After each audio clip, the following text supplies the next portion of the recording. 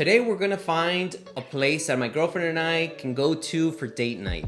And specifically, the reason why I'm making this video is that I want to be able to show restaurant owners how someone uses Google Maps to find a restaurant, so that if there are opportunities for you to be able to improve your restaurant on Google Maps, that you're able to take action and you're able to get more people in the door. To get started, it's important to acknowledge that people come through different channels, of course, right? Some people will find you on Instagram, others will find you on Yelp, and others, and a big chunk, will find you on Google/Google Maps. Google Maps and Google, they are the search engines where people go and find solutions to their problems. In this case, my problem is hunger. Now, the way that I actually get started with my search is that I will go onto Google Maps and I will type in restaurants, or I will select the restaurants option. And I like to look for a few filters, right? And this is just me because I just want to make sure that, one, I'm going to find the restaurant that really cares about me as a customer. For me, the best way to do that is to look for a restaurant with a high rating. A high rating for me means that you care about making sure that your business is clean, you care about making sure that your food is tasty, and you care about making sure that your staff is welcoming and accommodating, right? Anything, in my opinion, below 4.0 on Google Maps means that the business really is lacking in a lot of areas, and at least for me, I will try to avoid that business. Now, apart from ratings, I also want to make sure, in this case, right now it's 9 p.m. in Miami, and I want to make sure that this spot is going to be open at 11, right? Because it's going to take me maybe 20 minutes to get to wherever I'm going, and I'm probably going to be there for about an hour. So I'm going to make sure that the hours say 11 p.m. Now, the reason why this is important is that a lot of times businesses do not keep their Google business profiles up to date, right? And their Google business profiles are their Google Maps profiles, and that includes hours, it includes your directions, your phone number, your menu, your photos, etc., right? So you want to make sure that it's updated so that someone who is interested in going to your restaurant will be able to have a good experience actually going to your restaurant and seeing that you're open. It's happened to me before where I find a business on Google Maps, it says that they're open, and then I get there and they're closed. They closed an hour before. And the reason I showed up there is because they had not updated their Google business profile, their Google Maps profile. And for me, that's a horrible experience, right?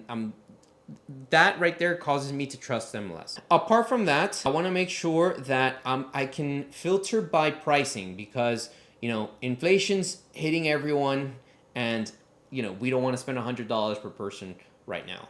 So if I'm going to filter it by $1 to $30 per person, that will help me to be able to get a good idea of what is available in my area, okay? So let me just branch this out a little bit more here. I am in the Doral, Florida area. And then now I see my options, okay? So I have Charles and Larry. They have a few videos. The place looks good. Food looks pretty good, but, I'm not in the mood for fast food. I want something a little bit more like meat or tacos, not necessarily Venezuelan food, which is amazing though. Okay, sushi, had sushi like 2-3 days ago, so not looking for it. But what we can see here is that at least this business, they have a lot of photos, right? And that's what you want, right? If your business cannot create content for the business, right? If, for example, you have not had the resources to pay someone to take content of your dishes, which, trust me, it's very cheap to do. You could do it with your iPhone. Then try to encourage your customers to share photos, share videos, because that right there will allow people to see those images. Okay, so as we see here, food looks great, right? It's a lot of sushi, looks really good. They have drinks, the place looks clean. Honestly, this is a really good spot. I would consider going there if I was in the mood for sushi, but I'm not. So I'm gonna keep looking around here. Okay, Smack Yo Snack. That place, it caught my attention. The name caught my attention for sure. The pictures look okay, but like I said, I'm not that in the mood for just fast food, right? So let's keep looking over here. Let's actually do a filter. Let's do a filter for steak, and let's do a filter for Mexican. Or let's do one for steak first. Let's see if we can find a place for steak in this area, okay? And what you want to do, so for example, this one right here looks pretty good. Kusufe Argentine Pizza and Grill. Okay, so this place looks pretty good. Look at those pictures, and let me see. It looks like it was a customer that left those pictures, but these pictures look amazing. And some of these, as you'll see here, this was the restaurant itself. Some of them were customers, but this food looks really good. Looks pretty good. I mean, they have a large variety. You know, the dishes look pretty good. The steak for me looks amazing. So this might be something I'll consider. So apart from looking at the images, right, I also like to look at the menu. And for me, the menu is important because you're able to know what the prices are at this time, right? And as you'll see here, this one was shared by a customer about 10 months ago, which is okay that a customer shared it. But of course, if the business could share it and update it every 6 months, that's even better, right? So it's, you know, some of this stuff looks good. I'm saying like that because I'm having to zoom in, and as you'll see, there's like a lot of glare from the person that took the picture. So it's not the best menu, but it's not bad. I'm able to see what they have available. You know, this is 3 weeks ago from a customer. And look, I'm able to see exactly what they have. I'm not in the mood for pizza, so I'm going to keep going to the next thing. So then here they have from the grill. They have skirt steak, New York steak, steak and mushrooms, asado de tira, flap meat. So this looks pretty good, right? This spot, I think I'm going to consider it because there's a lot of pictures of menus and the food looks pretty good. So I'm just going to take a screenshot of that. But let's keep looking down here and seeing. Oh, I mean, we already have a steak spot. So maybe we can look for a different type of dish. So we have two options. One that's steak and another one that could be Mexican food. Because some tacos might sound pretty good right now. So as you'll see here, the top one, it caught my attention because of the pictures. The spot looks really nice in these pictures. So the pictures definitely caught my attention. Look at those pictures.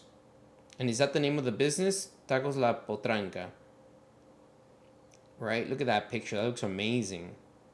So this is something that I like that the business is doing. They have actually taken their time to take pictures of their food. And in my opinion, they're doing a much better job than that other steak restaurant that I shared. In fact, these pictures look, I mean, look at these pictures. These pictures look so good that it just makes me want to eat it already, right? So these are two different options. For me, at least, I like to look at for places based on rating, based on hours, and based on price, right? And unfortunately, there are going to be times when you are in an area that a lot of businesses, maybe the ones that are open late at night, maybe they're the ones with lower scores.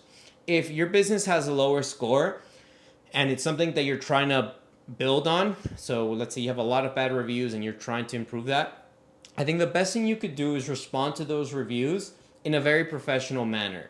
And by that, I mean that you need to acknowledge what it is that maybe you lacked in service, right? Maybe it was the food, maybe it was the service, maybe it was the staff that could be a lot nicer.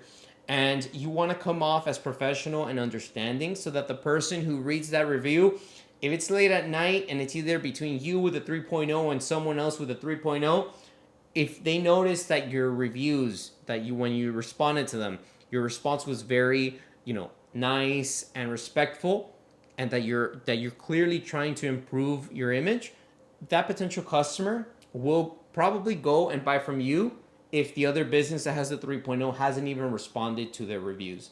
So that's something that you want to do, okay? Now, I'm putting the phone down because I have two different options. I'm gonna go ask my girlfriend and see what it is that she wants to eat right now. So before the video's not over, I'm gonna show you what we're gonna eat. But I need you to go down in the comments and type in, are we going for steak or are we going for tacos? Put in the comments below and let's start walking over. Okay, so we started to consider both locations and then we realized that the Argentine steakhouse, or the place that served the steak, is actually like 30 minutes away. So we ended up going to La Potranca. or we're walking towards it right now.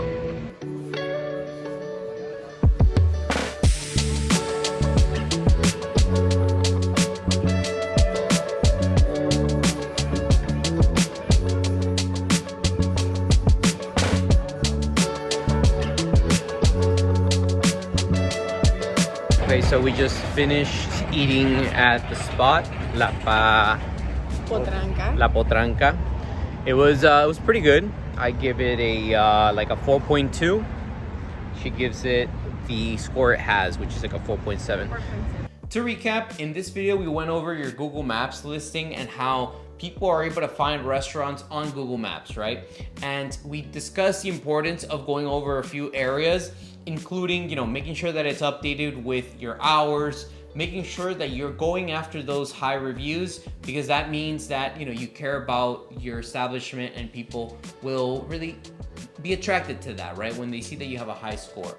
And make sure that you have the right images on your Google Business Profile account. That way when people are looking for food, they can see some really good images that can attract them to look at your menu. And like I said, when it comes to the menu, try to share it every few months. That way it's up to date. Don't rely on someone just sharing the menu on there, because as you saw in a few examples, a few restaurants had menus that, you know, were shared like 5 years ago. So that's not accurate. So I hope that this video was helpful for you and that you maybe got something out of this.